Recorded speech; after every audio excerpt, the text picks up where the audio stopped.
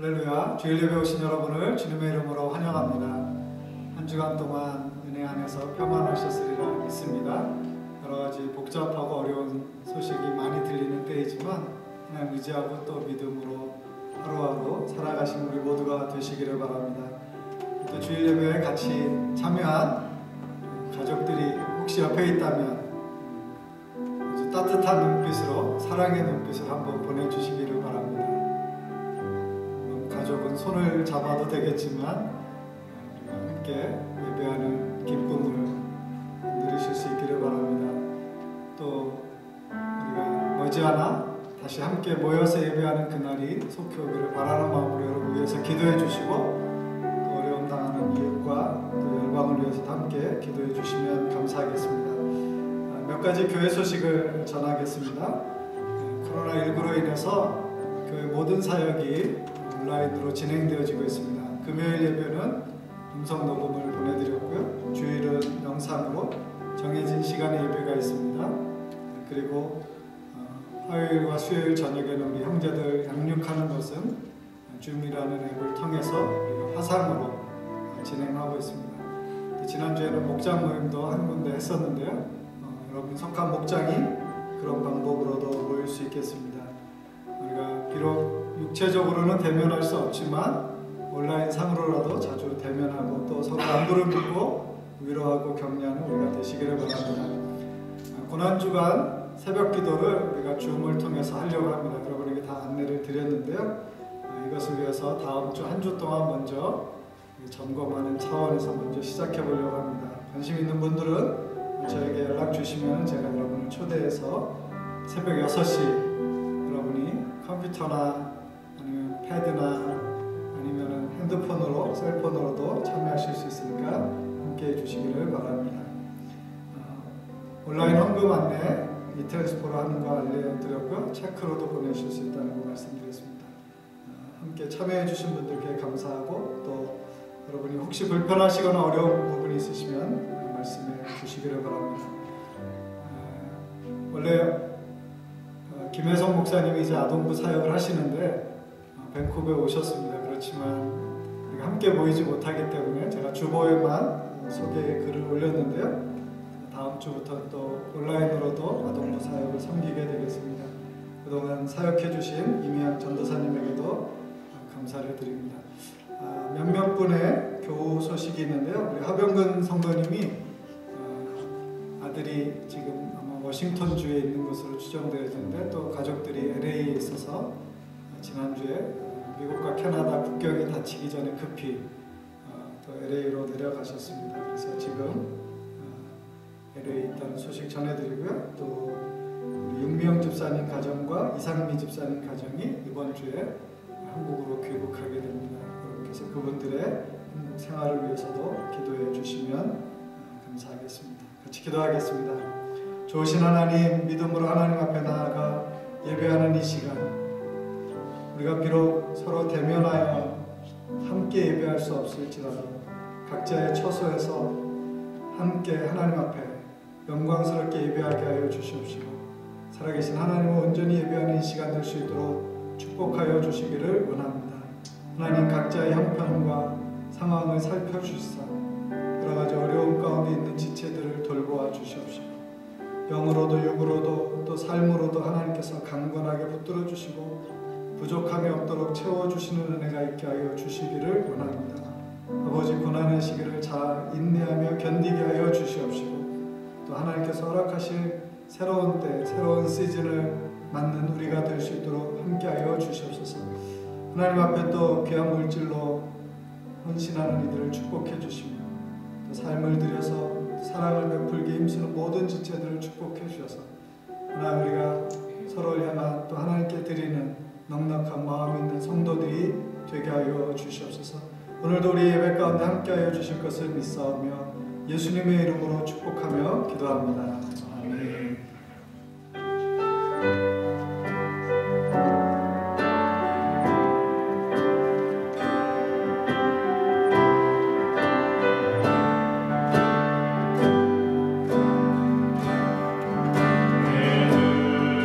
주의 영광을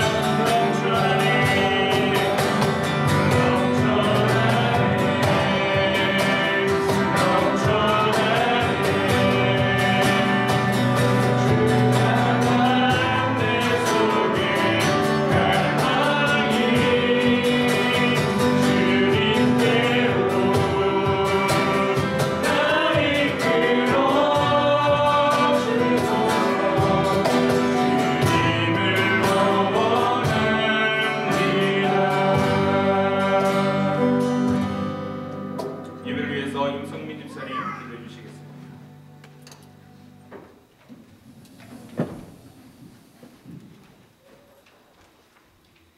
기도하시겠습니다.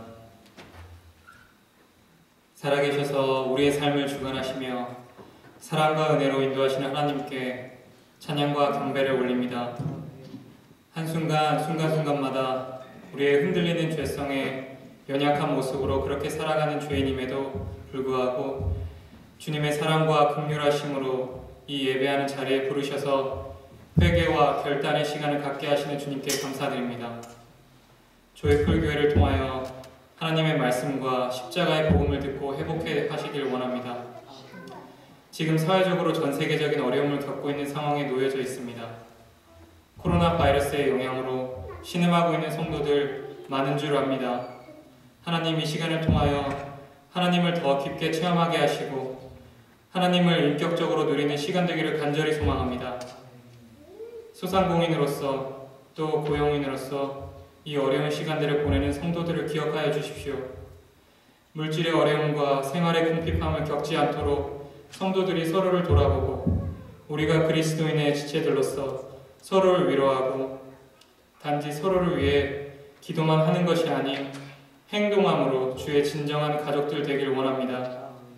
우리의 믿음을 드러내는 것이 이때임을 깨닫고 형제와 자매 사랑하기를 소홀히 하지 않는 하나님의 자녀들 되게 하여 주십시오. 이 시간을 통해서 우리 개인의 삶의 예배 또한 돌아보길 원합니다. 우리가 비록 한자리에 모여 하나님을 찬양하고 예배하지 못하지만 그럼으로써 우리가 단지 썬데이 크리스찬에 머물렀는지 우리가 교회에 모여서 예배했던 목적이 무엇인지 예배의 모임을 통해서 우리가 무엇을 얻고자 했던 것인지 각자의 처소에서 스스로를 점검해 보길 원합니다. 아버지, 우리를 자녀로 불러주셔서 감사합니다.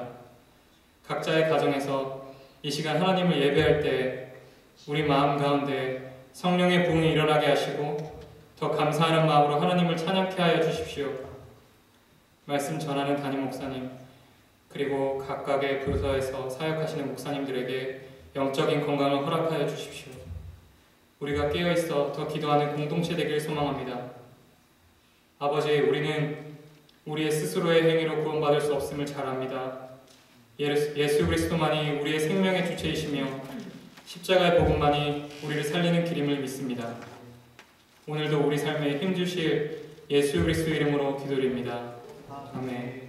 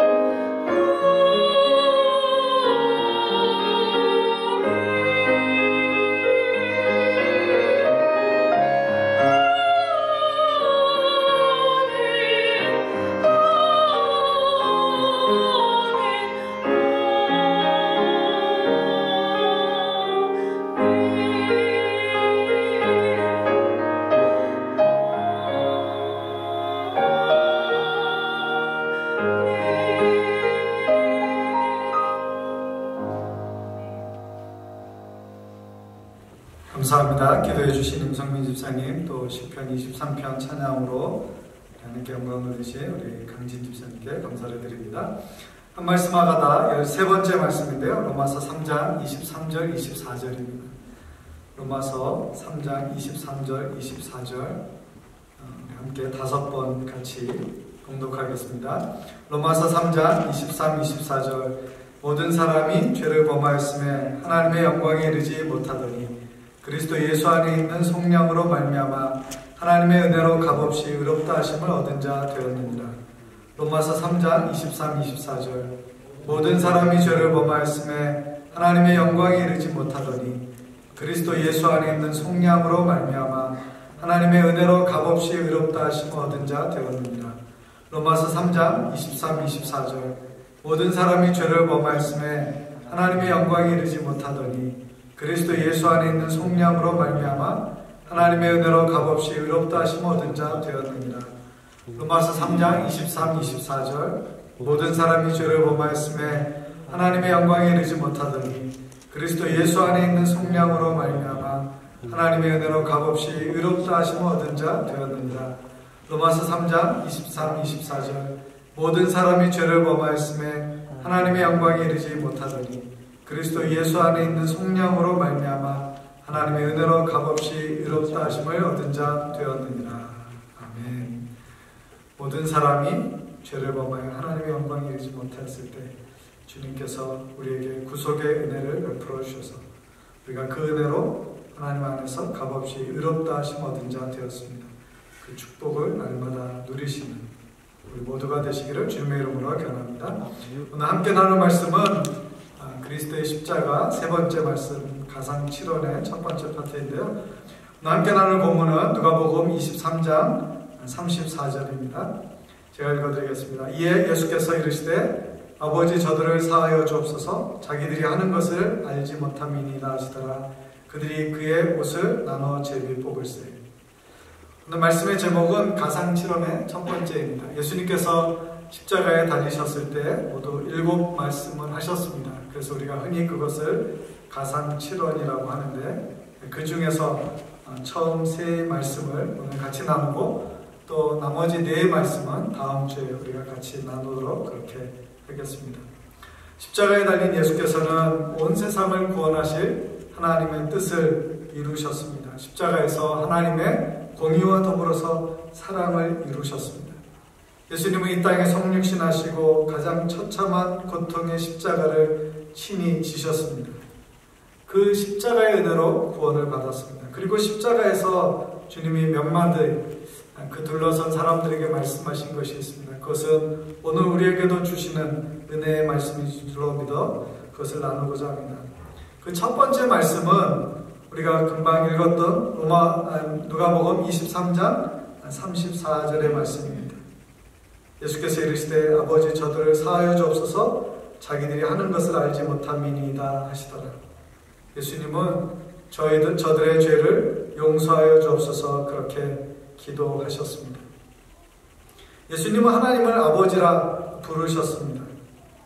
그분은 이 땅에 오셔서 그 하나님 아버지와 친밀하게 교제하셨고 또 우리가 예수를 믿음으로 하나님 아버지의 자녀가 되는 놀라운 권세를 주셨습니다. 그래서 우리도 하나님을 부를 때 아버지 또 아바 아버지라 부르게 된 것입니다. 갈라디아서 4장 6절에 있는 말씀처럼 우리가 영으로 하나님을 아버지라 부르게 되었던 것입니다.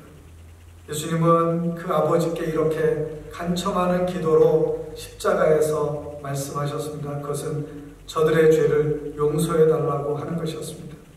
가장 고통스러운 자리에서 가장 큰 사랑을 베푸셔서 용서의 기도를 드리시며 그것을 선언하시는 것입니다. 예수님이 이 땅에 오셨을 때 그것은 십자가를 지심으로 우리 모든 사람의 죄를 용서해 주시기 위하여 오셨습니다. 그는 우리를 위하여 몸을 찢기시고 또 피를 흘려 주셨던 것입니다. 예수님이 십자가에 달리시기 전날 목요일 밤에 제자들과 함께 마지막 만찬을 나누셨습니다. 그 유월절 만찬을 우리가 흔히 기념하여서 이제 오늘날 교회에서는 성찬식으로 지키고 있습니다. 근데 그 마태복음 26장 28절에 예수님이 하신 말씀이 있습니다. 이것은 죄사함을 얻게 하려고 많은 사람을 위하여 흘리는 바 나의 피 곧 언약의 피니라 말씀하셨습니다. 주님이 우리를 위하여 피 흘려 주심으로 생명으로 생명을 구원하는 놀라운 역사를 이루어 주셨던 것입니다. 예수님은 사랑하는 사람을 위하여서도 십자가를 지셨을 뿐만 아니라 예수님을 대적하는 사람들의 죄까지도 용서하시며 그들을 향한 사랑의 메시지를 주고 계신 것입니다. 그의 십자가의 죽음은 이 땅의 모든 사람을 위한 죽음이셨습니다. 예수님을 십자가에 못 박은 이들은 사실 그 일이 어떤 것인지 다 알지 못했을 수 있습니다. 그러면서 그들은 예수를 십자가에 못 박고 채찍질하고 또 그의 옷을 나누어 가지기도 했습니다. 그런데 주님은 그들을 끝까지 사랑하시고 그들에게 용서를 선언하셨습니다. 빌라도가 예수님을 십자가에 달라고 했습니다. 그러나 사실은 그 이전에 바리새인과 대제사장의 무리와 사두개인들이 예수님을 향하여서 부당한 십자가 처형을 요구했고 그래서 빌라도가 마침내 그것을 마지못해 허락했습니다. 빌라도는 밀란이 일어날까봐 두려워서 십자가형을 허락했습니다. 많은 사람들이 예수님이 예루살렘 성에 들어가실 때 환호했지만 그 시간이 지나고 난 뒤에 그들은 오히려 그에 대해서 반대하면서 예수를 십자가에 못 박으라고 외쳤던 것입니다. 그럼에도 불구하고 주님께서는 하나님의 모든 구원을 이루시기 위하여 순종함으로 이 모든 일을 감당해 주셨습니다. 예수님은 십자가에서 모든 사람을 용서하시고 또 우리에게도 용서하라고 가르쳐 주신 것입니다. 골로새서 3장 13절에 보시면 서로 용서할 것에 대해서 이렇게 말씀하셨습니다. 누가 누구에게 불만이 있거든 서로 용납하여 피차 용서하되 주께서 너희를 용서하신 것 같이 너희도 그리하고. 우리가 서로를 향하여서 용서하고 용납해야 되는데 그것은 우리에게 있어서 넉넉한 마음이 있어서가 아니라 바로 하나님께서 우리를 사랑하신 그 사랑에 근거하여서 우리도 그 사랑을 베푸는 사람이 되어야 한다는 것을 말씀하는 것입니다. 우리가 잘 알고 있는 주님이 가르쳐 주신 기도 가운데도 이렇게 가르쳐 주셨습니다. 마태복음 6장 12절에 보시면 우리가 우리에게 죄 지은 자를 사하여 준 것 같이 우리의 죄를 사하여 주옵시고. 이 말씀의 더 깊은 뜻은 뭐냐면 우리가 먼저 용서받았기 때문에 이제 우리가 다른 사람을 용서하는 것이 마땅합니다 라고 고백하는 것입니다. 우리에게는 용서의 능력이 없습니다. 우리가 받은 사랑에 반응할 때 그 일이 이루어질 수 있는 것입니다. 제단에 제물을 드리기 전에 우리가 다른 사람에게 원망 들을 일이 있으면 먼저 가서 화해하라고 합니다. 또 우리가 용서하고 또 용서받는 것을 통하여서 화목해 되어지는 것을 경험해야 합니다. 하나님과 화목한 사람들은 사람 사이에서도 화목해하는 일을 이루는 사람이기 때문입니다. 예수님께서 제자들에게 몇 번 용서해야 되는가에 대해서 가르쳐 주실 때 7번씩 70번이라도 용서하라고 가르쳐 주셨습니다. 아마 우리 중에서는 아무도 그렇게 할 수 있는 사람이 없을 것입니다. 그러나 주님은 끝까지 우리로 하여금 서로 용서하고 그 사랑으로 행하는 것이 하나님의 사랑을 받은 자들이 행할 마땅한 바라고 하는 것을 가르쳐 주셨습니다. 그런데 특이한 것은 이 본문 가운데 주님이 저들이 자기가 하는 일을 알지 못한다 이렇게 말씀하셨습니다. 인생을 사는 동안에 우리가 무언가 배운 것 같지만 무언가 아는 것 같지만 결국 돌아보면 우리 자신은 잘 알지 못하는 연약한 인생이라고 하는 것을 고백할 수밖에 없습니다. 우리는 자기 자신도 잘 모를 때가 많이 있습니다. 우리는 내일을 알지 못하는 인생을 살아갑니다. 세상 가운데 일어나는 일에 대해서도 우리가 잘 알지 못합니다. 안다고 하지만 우리는 제한적인 인생을 살 뿐이지 우리가 모든 것을 다 아는 것이 아닙니다. 그러므로 하나님 앞에 겸손하게 그 은혜를 구하는 것이 마땅한 인생인 줄로 믿습니다. 우리는 더군다나 이전에 영적으로 어두운 상태 가운데 있었습니다. 아마 예루살렘에서 예수님을 십자가에 못 박는 사람들도 그러한 것 가운데 있을 것입니다. 영의 눈이 가려워졌고 죄와 탐욕에 사로잡혀 있으며 우상 숭배로 하나님을 보지 못하는 세상의 많은 사람들처럼 그들도 하나님을 하나님으로 보지 못했기 때문에 이런 끔찍한 일에 가담했을지도 모릅니다. 그러나 우리의 죄와 연약함도 그와 동일하다고 할 수 있겠습니다. 그런데 주님이 그들을 긍휼히 여겨주셨습니다. 저들을 불쌍히 여겨 주십시오. 하나님의 자비와 긍휼과 은혜를 구하는 기도를 드리고 있습니다. 저와 여러분이 그 은혜로 말미암아 사랑받고 구원받은 사람이 되었습니다. 이제는 우리가 또 다른 사람을 향하여서 그런 사랑과 용서를 선포하는 사람으로 이 땅을 살아가야 할 줄로 믿습니다. 두 번째 메시지는 예수님께서 나와 함께 낙원에 있으리라 말씀하신 것입니다. 이것은 누가복음 23장 43절에 있는 말씀입니다.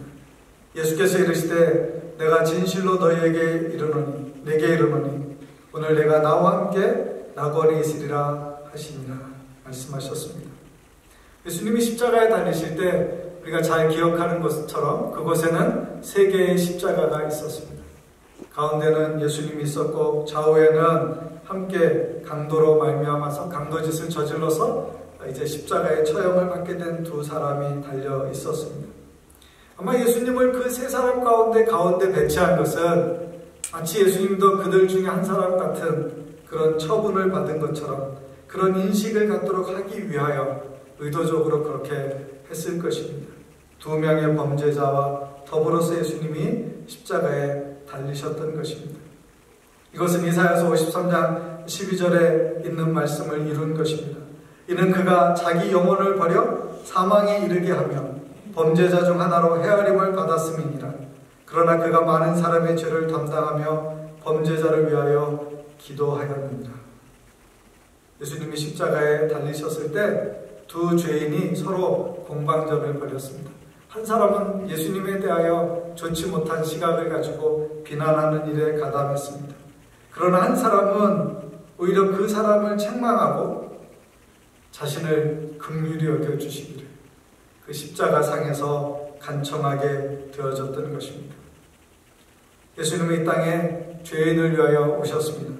마태복음 1장 21절 말씀에 아들을 낳으리니 이름을 예수라 하라. 이는 그가 자기 백성을 그들의 죄에서 구원할 자이심이라 하니라 말씀했습니다. 예수님이 이 땅에 오신 것은 그 백성을 구원하고 온 세상을 구원하기 위하여 오신 것입니다. 마태복음 20장 28절에서는 이런 고백을 하십니다. 인자가 온 것은 섬김을 받으려 함이 아니라 도리어 섬기려 하고 자기 목숨을 많은 사람의 대속물로 주려 함이니라 말씀하셨습니다. 이 대속물이라고 하는 것은 몸값으로 지불되어지는 것입니다. 우리의 생명을 위하여 자신의 생명을 드리신 것입니다. 우리를 구원하시기 위하여 친히 십자가의 희생을 당하신 것입니다. 우리를 살리기 위하여 낮아지셔서 그 모든 것을 쏟아주시고 내어주셨던 것입니다. 그가 달릴 때에는 그 위에 명패가 있었습니다. 나사렛 예수 유대인의 왕 이렇게 명패가 붙어 있었습니다. 다른 유대 종교 지도자들은 거기 앞에다가 자칭이라고 하는 말을 넣으려고 했습니다. 그래서 그가 마치 허위인 것처럼 그 말을 넣으려고 했습니다. 그런데 그것을 빌라도가 거절했습니다. 그런데 그가 달릴 때 좌우의 다른 강도들과 더불어서 달림으로써 예수님이 비참하고도 또 끔찍한 십자가의 처형 가운데에서도 또 다른 고난의 자리가 되었던 것입니다. 그런데 그 한 사람이 주님을 향하여서 우리는 우리가 받을 죄에 상당한 대가를 받지만 우리는 마땅히 죽을 죄를 지어서 그렇게 되어지지만 이분은 그렇지 않다라고 말하면서 예수님께 자신을 의탁합니다. 이르되 예수여 당신의 나라에 임하실 때 나를 기억하소서 하니 누가복음 23장 42절의 말씀입니다. 그래서 주님께서 그에게 말씀하십니다. 오늘 내가 나와 함께 낙원에 있으리라. 누가복음 19장에 보시면 10절에 인자가 온 것은 잃어버린 자를 찾아 구원하려 하심이라고 말씀하셨습니다. 주님은 한 영혼 한 영혼을 찾아 구원하시려고 하셨습니다. 그런 것처럼 주님은 또 우리에게도 그 복음이 이르도록 하셨던 것입니다. 그래서 우리가 그 십자가의 은혜로 구원받은 하나님의 자녀가 되었습니다. 나와 함께 낙원에 있으리라 주님이 확실하게 말씀해 주십니다. 그리고 오늘이라고 하는 시간을 말씀하십니다. 주님이 그와 함께 계실 것을 또 그가 주님과 함께 머물게 될 것에 대해서 약속해 주신 것입니다. 구원의 역사를 이루시는 하나님께서 이 모든 일을 통해서 영광을 받으실 줄로 믿습니다. 디모데전서 2장 4절에 보시면 하나님은 모든 사람이 구원을 받으며 진리를 아는 데 이르기를 원하신다고 하셨습니다. 이 복음은 여전히 살아있고 또 이 복음은 더 많은 사람들에게 전파해야 되어야 하나님의 생명의 약속이고 또 축복의 메시지입니다. 지금도 이 복음을 위하여 얼마나 많은 사람들이 잃어버린 영혼을 구원하기 위하여 땅끝으로 나아가서 사역하고 있는지 모릅니다. 전 세계에는 약 40만 명 이상의 선교사들이 있습니다. 요즘에 저도 여러 선교사들로부터 많은 현지 소식을 듣는데요. 특별히 코로나19로 인하여서 지역마다 굉장한 어려움이 있습니다. 대부분의 나라가 캐나다도 지금 자발적 자가격리를 격려하지만 많은 나라들은 완전히 락다운 해가지고 집 밖으로 나갈 수도 없게 합니다. 그리고 한 집에서 한 명만 외출할 수 있고 그 다음에 무슨 서류 같은 거 증빙서를 줘서 식료품을 사거나 하는 그런 필수적인 일에만 나갈 수 있게 해요. 인도에 관한 영상을 보니까 이렇게 사람들이 길에 돌아다니면 경찰들이 한 2m쯤 되는 긴 막대기를 가지고서 오토바이를 타고 돌아다니든지 길거리를 돌아다니면 그걸로 사정없이 후려칩니다. 그래가지고 그 사람들 다 모아놔가지고 길거리에서 막 얼차려주고 막대기로 막 패고 있는 거예요. 그러니까 나라마다 상황이 굉장히 어렵습니다. 또 들어오는 것도 안 되지만 나가는 것도 안 됩니다. 비행편이 거의 다 끊겼어요. 그러니까 우리는 여기서 그럼에도 불구하고 좀 좋은 환경이 있다면 선교지에 있는 분들은 훨씬 더 열악한 환경 가운데 있는 거예요.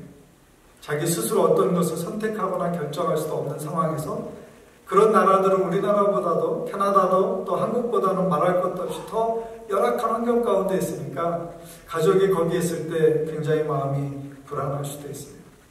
그런데 그 복음을 전하기 위해서 받은 복음을 증거함으로 더 많은 영혼들을 구원하는 하나님의 복음 역사를 위해서 거기에 남아있고 살아있는 것입니다.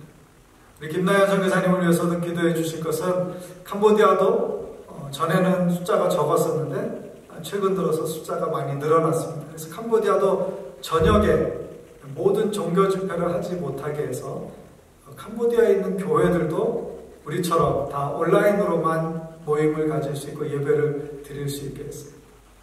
그리고 거기는 사실은 위생 상태나 의료 상태가 훨씬 열악하기 때문에 지금 상황에서 어떤 질병에 감염된다라고 하는 것은 굉장히 치명적일 수 있다라고 하는 것입니다.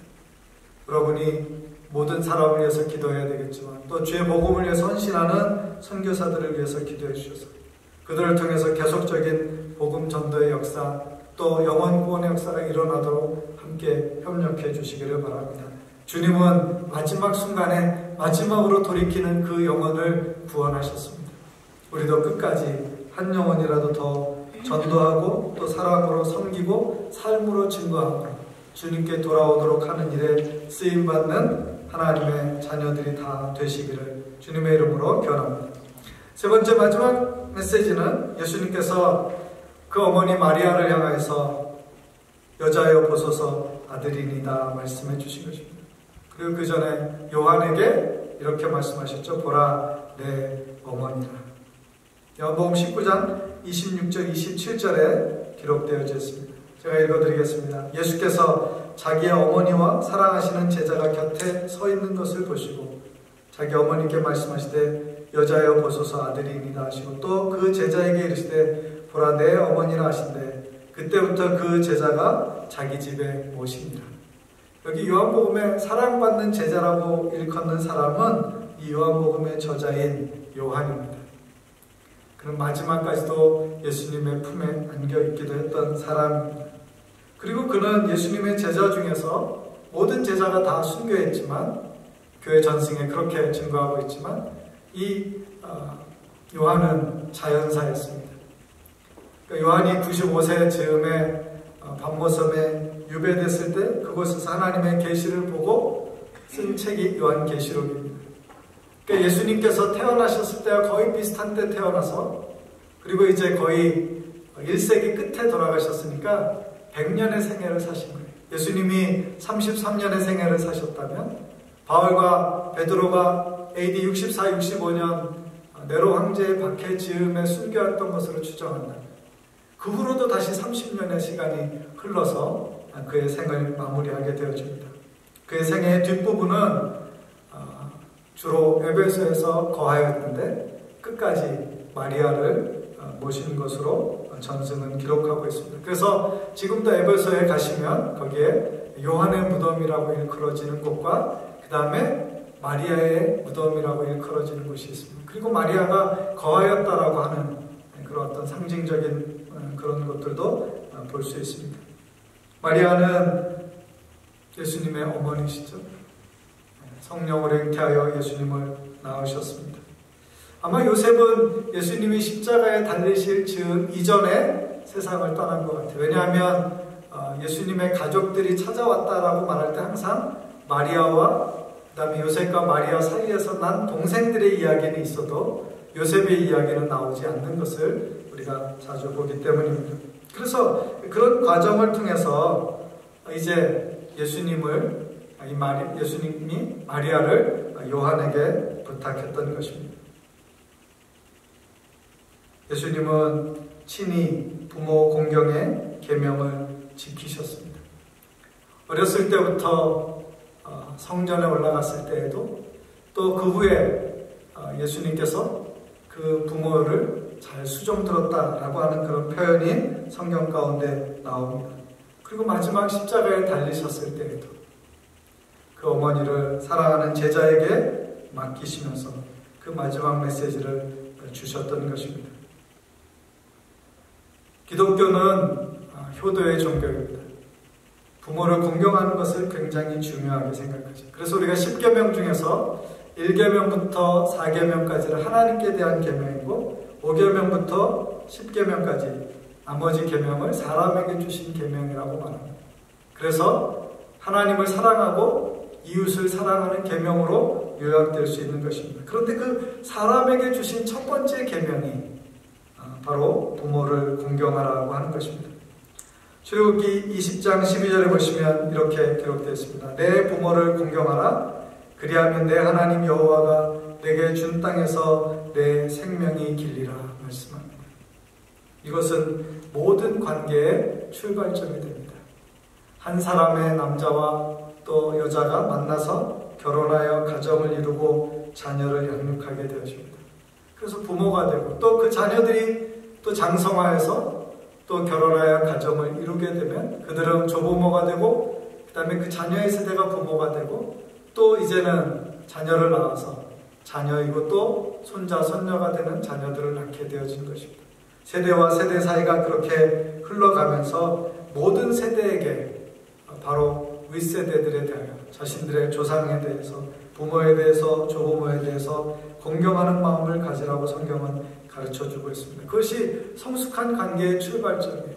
그 관계가 원만할 때 거기에서부터 다른 모든 관계들이 꽃피울 수 있기 때문입니다. 에베소서에서도 6장 1절에 자녀들아 주 안에서 너희 부모에게 순종하라 이것이 옳으니라 말씀하셨습니다. 물론 부모도 자녀에게 노엽지 않게 하고 주의 교훈과 훈계로 양육해야 될 중요한 책임이 있습니다. 먼저는 자녀들이 부모를 공경하고 순종하는 것이 꼭 필요한 일이라고 하는 것입니다.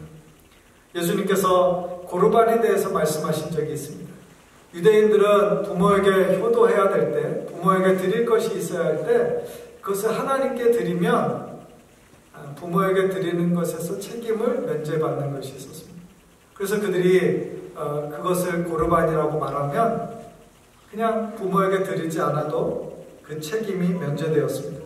마가복음 7장 11절에 이렇게 기록되어 있어요. 너희는 이르되 사람이 아버지에게나 어머니에게나 말하기를 내가 드려 유익하게 할 것을 고르반 곧 하나님께 드림이 되었다고 하기만 하면 그만이라. 그런데 주님께서 지적하신 것은 그들이 그렇게 하면서 하나님께도 또 부모를 공경하는 일에도 별로 관심을 갖지 않았던 것에 대해서 책망했던 것입니다. 그들이 외식과 위선을 통하여서 중심으로 하나님을 경외하는 것에서 벗어나 있던 것을 지적해 주셨던 것입니다. 효도하는 자에게 하나님이 약속하셨습니다. 그러나 잠언을 읽어보면 불효하는 자들에게, 부모를 경멸하는 자들에게, 부모에게 거역하는 자들에게는 끔찍한 일들이 있어요. 그것을 일일이 다 우리가 말씀드릴 수는 없지만 여러분이 성경을 통해서 그런 것들을 찾아보실 수 있습니다. 그러나 약속에 대해서는 좀 더 말씀드리고 싶어요. 신명기 5장 16절 너는 내 하나님 여호와께서 명령한 대로 내 부모를 공경하라. 그리하면 내 하나님 여호와가 내게 준 땅에서 내 생명이 길고 복을 누리리라 말씀하셨습니다. 예수님은 친히 어머니를 배려하고 또 사랑으로 섬기셨습니다. 그것은 또 우리에게 좋은 모범이 되는 것입니다. 우리가 부모를 공경해야 합니다. 인생 가운데서 우리 정철 시인이나 이런 분들 시조를 통해서 말씀하기도 했지만은 살아있는 동안에 부모를 섬기는 것이 우리가 할 수 있는 굉장히 중요하고도 의미 있는 것 중에 하나다라고 하는 것입니다. 부모님이 세상을 떠나고 난 뒤에야 많은 사람들이 그것을 애달파하고 또 안타까워하지만 다시 돌이킬 수 없기 때문입니다. 만약에 우리 가운데 부모님이 여전히 살아계시다면 감사할 것이고 또 그분들에게 효를 다해야 할 것입니다. 사랑으로 섬기고 그분들의 마음을 위로하고 격려해주고 언제나 부모가 우리를 생각하는 것과 사랑을 베풀어 주는 것에 아마 100분의 1, 10,000분의 1도 우리가 다 생각하지 못할 거예요. 그러나 우리가 부모가 되어서야 조금 부모의 마음을 알지 않습니까? 혹 우리의 부모가 우리가 생각하는 것보다 부족하거나 연약했을지라도 우리가 사랑하고 용서하는 마음을 가져야 할 것입니다. 코로나로 인해서 이제 자주 왕래하기도 더 어려워졌는데요. 만약에 한국에 계시다면 연락하시고 안부를 물으시고 필요한 것들을 공급해 주셔서 부모님을 잘 공경하고 또 봉양하는 하나님의 사람들이 되시기를 바랍니다. 믿음 안에서 우리가 또 자녀를 낳았을 때는 좋은 어른이 되고 어른을 공경하고 또 좋은 어른이 되어서 모든 세대 간에 흘러가면서 하나님의 아름다운 것들이 가정마다 넘치게 되기를 주님의 이름으로 기원합니다. 이번 주에 읽었던 아름답고도 안타까운 기사 중에 벨기에에 있는 수잔느 호이라이트라고 하는 어느 할머니의 이야기입니다. 이분은 나이 90에 연약한 가운데 있는데 이번에 코로나19 바이러스에 감염이 되었습니다. 그래서 병원에 입원을 하게 되었는데 상황이 좋지 않으니까 이제 그에게 산소호흡기를 의사가 끼워주려고 했어요. 근데 이분이 놀라운 이야기를 했어요. 나는 삶에서 많은 축복을 누렸다. 이제 이 산소호흡기는 젊은 사람에게 줘서 한 생명을 살리는 데 썼으면 좋겠다. 나처럼 꺼져가는 사람이 아니라 살릴 수 있는 사람에게 주어서 이것을 사용하면 좋겠다라고 하면서 그것을 거부하고 그렇게 조용히 세상을 떠나셨다고 합니다. 많은 분들이 그 기사를 읽으면서 댓글을 달기를 그의 영원한 안식을 빌기도 하지만 동시에 굉장히 감동을 많이 나타냈어요. 이 땅에 많은 사람들이 어려움 가운데에서 숭고하게 지키고 있는 것은 바로 사람들입니다. 그래서 부모를 공경하고 자녀를 사랑하고 이웃에게 넉넉하게 베푸는 마음을 갖는 것입니다. 저 여러분에게 부모님이 계시면 여러분 오늘이라도 가셔서 또 그분들에게 할 수 있는 모든 공경과 효를 다하셔서 그분들의 마음에 위로와 또 기쁨이 되시기를 바랍니다. 그것은 우리에게도 약속 있는 계명이고 예수님은 십자가에서 7 말씀하셨는데 오늘 3 말씀을 살펴보았습니다. 먼저는 용서를 가르쳐 주셨고요. 또 하나는 구원의 역사를 이루신 것입니다. 그리고 마지막으로는 참된 부모 공경에 대해서 가르쳐 주셨습니다.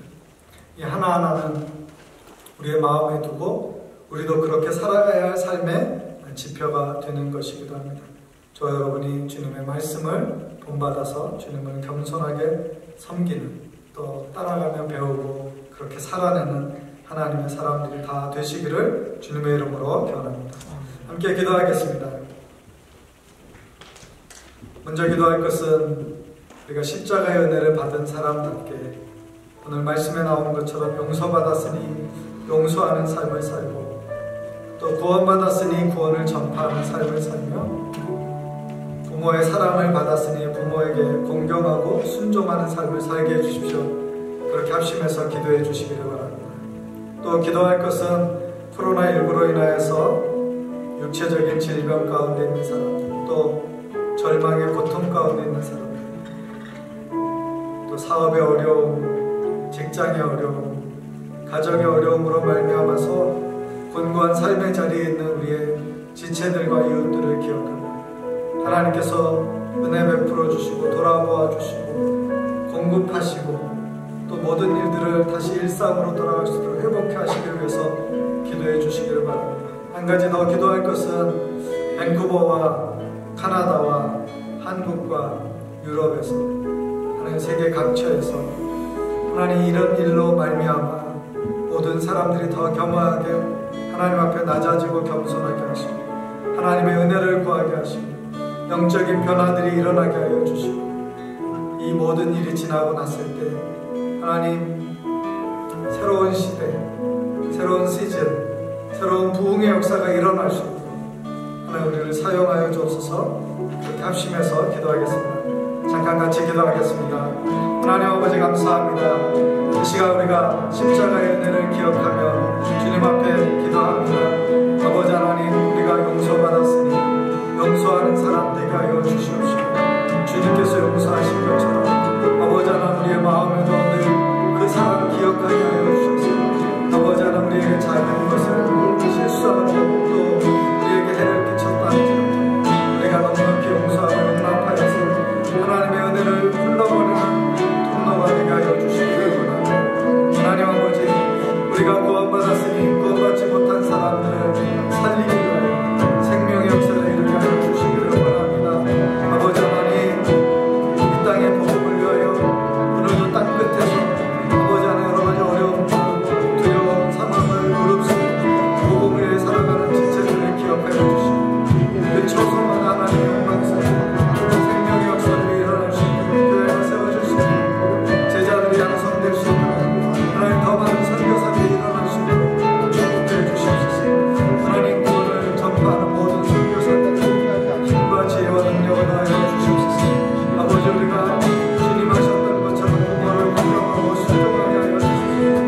하는 영혼이라도 아버지 하나님 부끄럽지 않게 하여 주시고 우리가 다 아버지 하나님 온전한 도를 행하게 하여 주시옵시고 또 우리가 자녀에게도 본이 되는 믿음의 삶을 살게 하여 주시옵소서. 코로나19로 인해서 어려움을 당한 자들을 기억하여 주십시오. 아버지 하나님 삶의 위기 가운데 있는 우리에게 하나님 공급하여 주시고 아버지 하나님 정부와 세계적인 노력들이 선행될 수 있도록 함께 하여 주시옵소서. 하나님 밴쿠버와 카나다 아버지 하나님 한국과 또 열방이 이 일이 마치고 속히 회복하게 하시되 모든 부부의 영적인 놀라운 변화들이 일어나게 하여 주시옵소서. 많은 부정적이고 비관적인 전망이 하나님 우리가 믿음으로 바라보게 하여 주시옵소서. 더 깨어 기도하게 하여 주시고 성령을 의지하게 하여 주시옵소서. 아버지 일부에 하나님 크고 놀라운 부흥의 역사 하나님 온 세상에 일어나게 하여 주시옵소서. 거룩하신 하나님 십자가의 은혜를 감사합니다. 주께서 십자가에서 말씀하신 것들을 같이 살피며 우리도 그 말씀대로 믿음으로 행하기를 원합니다. 용서받았으니 용서하는 자가 되게 하여 주시옵시고 하나님 우리를 구원하여 주셨으니 우리가 또 다른 사람들에게 이 생명의 복음 증거하는 증인의 삶이 이루어지게 하여 주시고 하나님 부모에게 효도하고 공경하는 것을 가르치셨으니 우리도 공경하고 순종하여서 가정이 믿음의 가정 안에서 그리스도의 아름다운 것을 이루게 하여 주시기를 원합니다.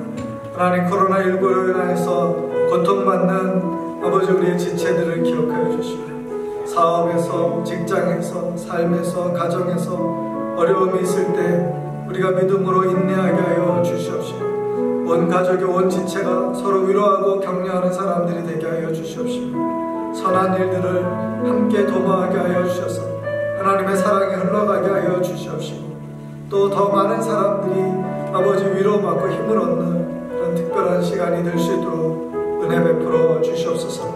하나님 코로나가 지나간 뒤에 밴쿠버와 카나다의 한국에 그리고 열방의 부흥의 역사가 일어나기를 소원합니다. 많은 비관적인 전망들이 있습니다. 그러나 우리가 주께 기도하는 것은 우리의 심령이 청결케 되어지고 오직 주를 사모함으로 믿음으로 나아갈 때 하나님께서 행하실 일들을 기대합니다. 말세에 부어주실 놀라운 성령의 역사들이 다시 한번 일어날 수 있도록 하나님 우리와 또 한국교회와 세계교회를 깨워주시기를 원합니다. 하나님 교회가 본이 되게 하여 주시옵시고 아버지 하나님 어려움에 빠지지 않게 하여 주시옵시고 덕을 세우게 하여 주시옵시고 하나님 이 땅 가운데 정말로 하나님의 기쁨이 되는 하나님의 영광을 나타내는 그런 공동체로 세워질 수 있도록 역사하여 주시옵소서. 오늘도 사랑하는 주의 자녀들이 아버지 예배하였습니다. 예배 가운데 함께하여 주심을 감사합니다. 각 사람을 성령으로 충만케 하여 주시고 믿음 안에서 지치지 않게 하시고 우리가 다시 만날 때는 더 큰 은혜를 사모하는 마음으로 또 기쁨으로 감사로 감격으로 만나게 하여 주시옵소서. 예수님의 이름으로 축복하며 기도합니다. 아멘. 마지막 찬양 찬송가 150장 찬양하겠습니다.